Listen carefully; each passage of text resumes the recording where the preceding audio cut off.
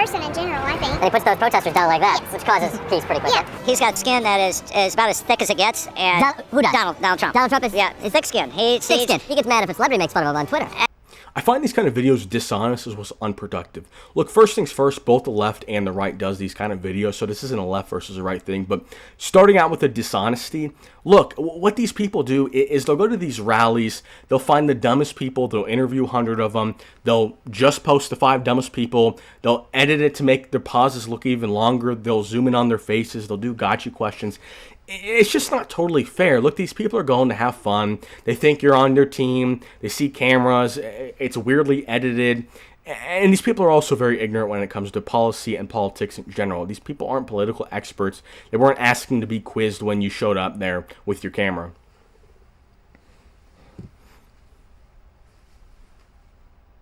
These type of videos are dishonest and unproductive. Look, both the left and the right does them, so this isn't really the left's worse, the right's worse. Both sides do it. Starting with the dishonesty part, look, these productions, they'll go and they'll interview 100 people at the opposition rally, and they'll find just the 5 dumbest people to post. They'll edit the pauses out to look even longer so these people look even more clueless. They'll zoom in on their face. They'll ask them gotcha questions. I think it's kind of low. You have free speech. You can do whatever you want. I'm not saying it should be illegal to do these kind of videos. But it's just kind of a straw man. You find the dumbest people that don't really have well thought out policy positions. If they have any policy positions at all, they're ignorant. They don't really know anything. And then you post it to your own base so your own base can say, look, we're the smart people. They're the dumb people. Look, at the end of the day, most people, especially people who, oddly enough, love to go to rallies, seem to be very ignorant when it comes to anything. They don't understand basic politics, policy. They don't know anything, and that's okay.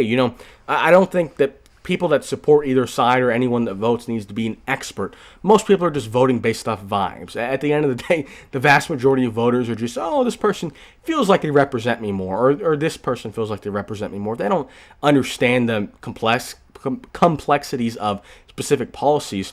But the other reason why I find it kind of unproductive is they're not really investigating anyone's policy positions. Why do you support Trump or why do you support Harris? They're not getting to the bottom of why you have the beliefs you have. A lot of people, the majority of people in the United States, they generally want the same things. They want to be safe. They want to have more money. They don't want to be living paycheck to paycheck. They want to have general freedom. They want the same things for the most part. Now, how they get to those things, obviously different. But to just make fun of somebody, to do gotchas, it's just unproductive. Some of these people, I will admit, some of these people are doing that in better faith. They're steel manning the opposition's points and kind of helping them out. But most of the time, I'd say 95% of the time when I see these kind of videos, they're gotchas, they're kind of rhetorical tricks. They're not really trying to understand these people. Look, if you think the opposite side is stupid, and maybe they are, maybe their logic just doesn't check out. Maybe they have bad, immoral, evil policy positions, whatever that means. Wouldn't it make sense to understand their perspective? If you have the correct views, if you have the correct policies, wouldn't you want to explain that respectfully to them and question them respectfully and not make them feel stupid? Have you ever been in an argument with somebody and someone just said, "You're an idiot," and you say, "Yes, sir, you're right. I agree with you now"? No. Anyone that's ever changed their mind, and most people never do, let's be honest. Most people change their mind on very few things. But the people that do change their mind on things, they're given the opportunity to change their mind. If you go into an argument with somebody or a discussion with somebody and you make them feel stupid for their current beliefs, you're not giving them an olive branch to change their mind. Maybe all you're doing is you're going to plant the seed initially. You be respectful, you make the best case for your argument, and you explain why you understand theirs. If you make someone feel stupid for their current beliefs, it's like, do you like that? If you think you're the holier-than-thou expert in policy, do you like it when people strawman you and make you feel stupid when they call you an idiot? No.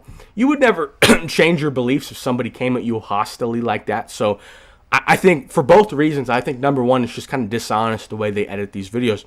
But number two, if you want people to join your side, you should be as respectful as possible. Optics matter a lot. A lot of people, as I'd mentioned, they just go where they feel more welcomed. Most people don't really care about the policy. They just care, okay, this person feels like they're representing me more.